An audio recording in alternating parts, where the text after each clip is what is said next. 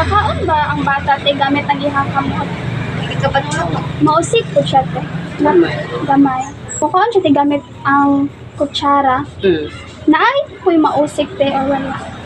Sabaw. Sabaw.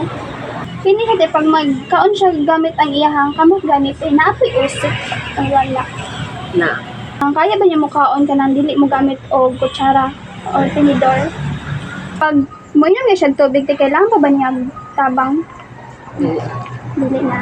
Kini siya te kay if magkuha gani siya tubig sa pitsil kanang mausik ba? Kanang pagmula ka mo te kanang siya din mag-prepare sa ila pagkaon sa mga igsoon. Dili ka prepare lang sa lamin.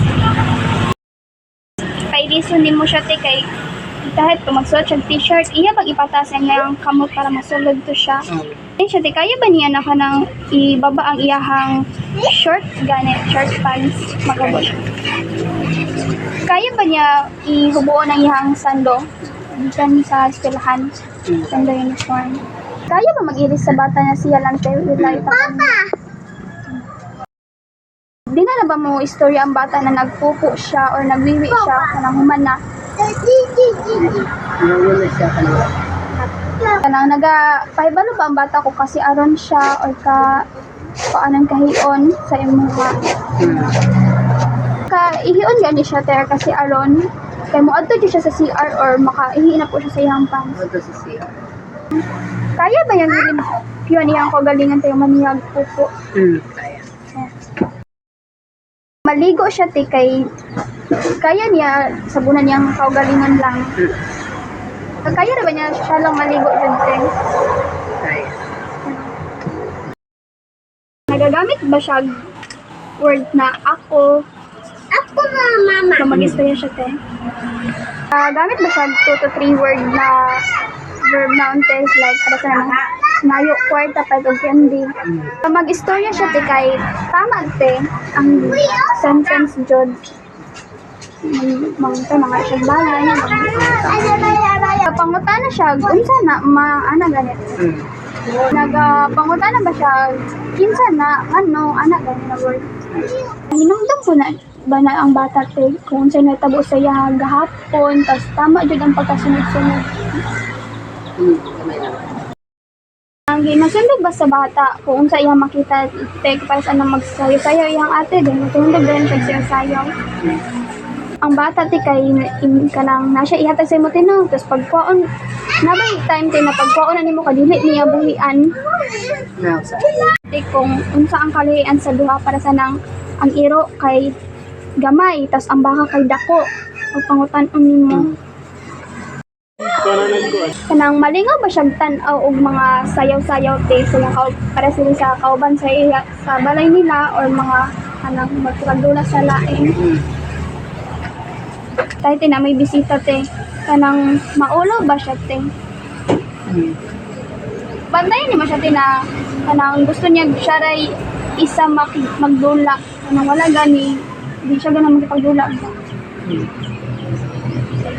Dungog ni mo te na mukatawa siya kusog pag kanang kuan pagdula siya sa lain. Hinay lang.